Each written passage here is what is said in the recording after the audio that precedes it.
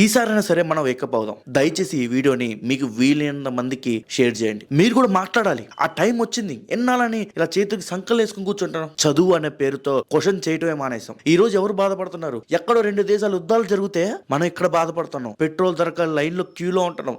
Central government ఏం చెబుతుంది? మోడీ ప్రభుత్వం ఏం చెప్తుంది? పెట్రోల్ అనేది మనకు కావాల్సినంత ఉంది. క్రూడ్ ఆయిల్ మనకు కావాల్సినంత ఉంది.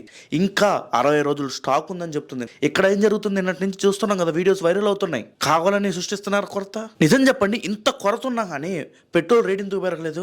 5 రాష్ట్రాల ఎలక్షన్స్ ఉన్నాయి కాబట్టి. చాలా మంది అనుకోవచ్చు ఇది మోడీ ప్రభుత్వం సృష్టించిన కొరత కాదు కదా అని. నిజమే, మోడీ ప్రభుత్వం సృష్టించలేదు. ఇక్కడ ఉన్న వ్యవస్థ చెడిపోయింది. జస్ట్ 10 రోజులే స్ట్రైట్ ఆఫ్ హార్మోస్ క్లోజ్ అయింది మన ఇండియాకి.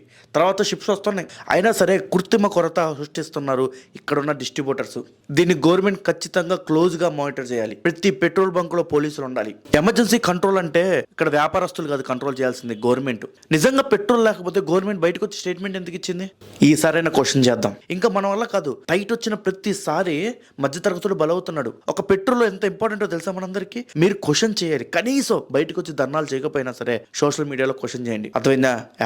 #Wake up India. ట్రాన్స్పోర్ట్ కి ఇబ్బంది అయితే రేట్లు పెరిగిపోతాయి. ఎందుకంటే వస్తువు దొరకకపోతే లిమిటెడ్ స్టాక్ ఉంటే దాన్ని ఎక్కువ ప్రైస్ పెట్టి అమ్ముతారు. గుర్తుపెట్టుకోండి. ఆ వస్తువు ఏదైనా కావచ్చు. నీకు ఇంజెక్షన్ అయినా కావచ్చు, నీకు బట్టలైనా కావచ్చు, నీకు ఫుడ్ అయినా కావచ్చు. మనల్ని నిండా ముంచేయకుండా మనమే కాపాడుకోవాలి మనల్ని. ఈ వీడియోపై మీ ఎప్పుడైనా కామెంట్ బాక్స్ లో కామెంట్ చేయండి. మళ్ళీ కలుద్దాం వేరే వీడియోలో.